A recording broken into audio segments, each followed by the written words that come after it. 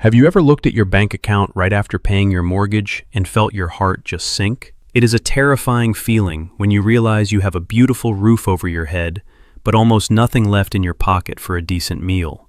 You might be sitting on an asset worth $500,000 on paper, but in reality, you are skipping dinner with friends because you cannot afford a $20 appetizer.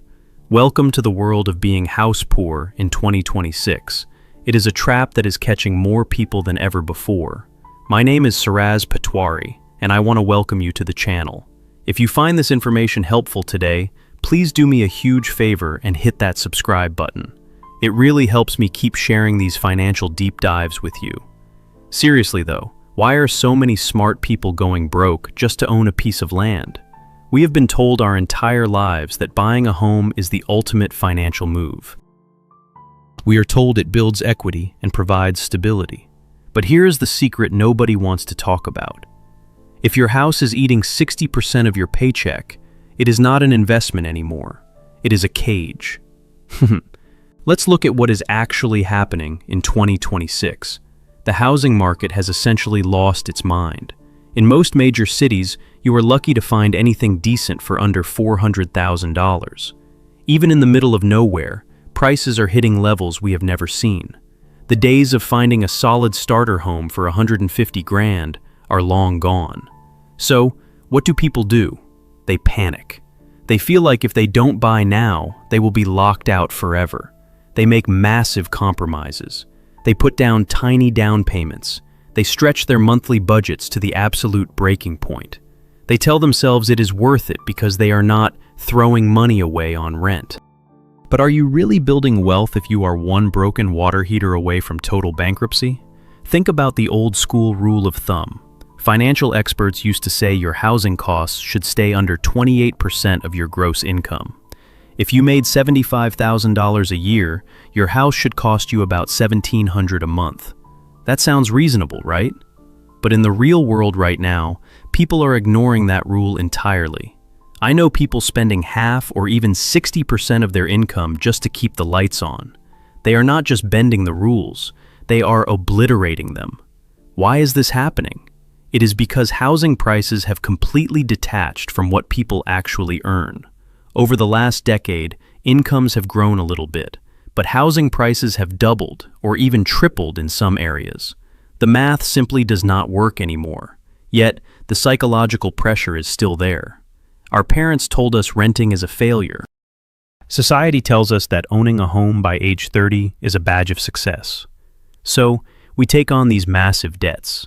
We tell ourselves we are safe because a landlord cannot kick us out. But are you really safe when you are stressed every single night about money? The peace of mind you thought you were buying disappears the moment your car breaks down and you realize you have zero savings because it all went to the bank. Being house poor is a very specific kind of misery. It affects every single part of your life. First, it kills your ability to handle emergencies.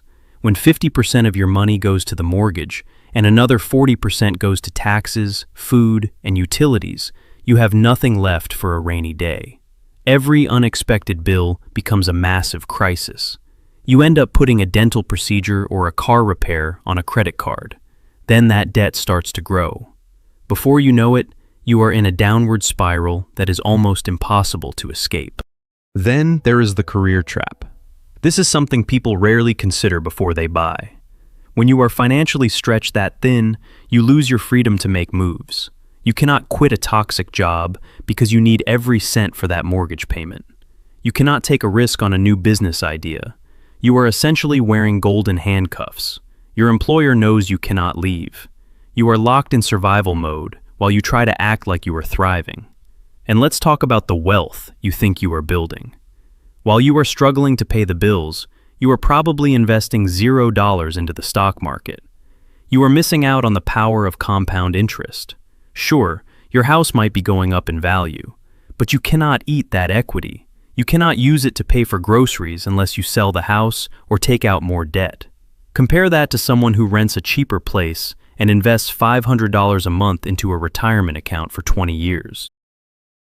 That person often ends up with way more liquid wealth than the person who put every penny into a giant house they can barely afford. Then there is the hidden monster of homeownership, maintenance. When you rent, the landlord handles the leaks. When you own, it is all on you. And let me tell you, repairs in 2026 are shockingly expensive. A new roof can easily cost you $15,000. A new HVAC system can be $10,000. Even a simple water heater replacement can set you back $3,000. Experts say you should save about $500 every single month just for repairs. But if you are house poor, you aren't saving $500. You aren't saving anything. So when the pipe bursts, you go deeper into debt. It is a cycle of deferred maintenance that makes the house less valuable over time while making your life more stressful.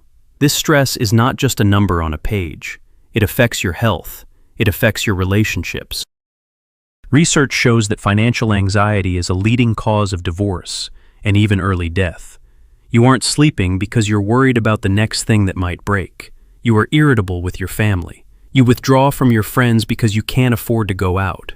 The very thing that was supposed to represent your success is now making you miserable. It trapped you instead of setting you free. So what if you are already in this situation? The first step is to be honest with yourself. It is okay to admit that a financial decision isn't working out. You don't have to stay trapped forever. If you are truly drowning, you might need to consider selling. I know that is hard to hear. You put your heart into that home. But if it is destroying your quality of life, it might be the right move. Getting out might give you the breathing room you need to actually start building real wealth again. If selling is not an option, you have to be ruthless. Track every single dollar. Cut out every subscription you don't use. Stop eating out. You are in financial survival mode, and you need to build an emergency fund as fast as possible. You can also look at increasing your income. Maybe it is time for a side hustle or asking for that raise you deserve. Even an extra few $100s a month can change the entire equation. It can be the difference between panic and peace. Another option is to look into refinancing if interest rates have dropped. Even a small reduction in your rate can save you hundreds every month. Or, if you have the space, consider renting out a room. It might be annoying to lose some privacy, but having a tenant pay a chunk of your mortgage can take the weight off your shoulders instantly. For those of you who haven't bought yet, please listen closely. Be more conservative than you think you need to be. Just because a bank says you can afford a $500,000 loan does not mean you should take it. They don't care if you have money left for groceries. They only care about their interest. Try to aim for a house that is only 2 or 3 times your annual income. It might mean a smaller house or living in a less trendy neighborhood, but the peace of mind you get is worth more than any granite countertop. Make sure you factor in everything. It is not just the mortgage. It is property taxes, insurance, and those pesky HOA fees. These can add 40 or 50% to your base payment. If you can't comfortably fit all of that into your budget with money left over, you simply cannot afford the house, period. Try to save a bigger down payment.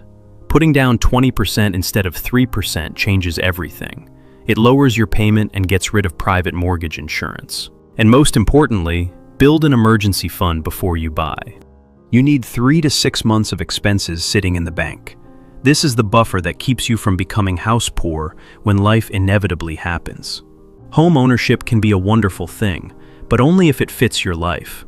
Being a successful homeowner isn't about having the biggest house on the block. It is about having a home that lets you sleep at night. It is about having a place that builds your wealth instead of draining it. Don't let the pressure of 2026 push you into a trap. Take your time, do the math, and prioritize your freedom over a piece of property. This has been Suraj Patwari. Thank you so much for watching. If you haven't yet, please subscribe for more honest talk about money. Until next time, take care of your wallet and your peace of mind.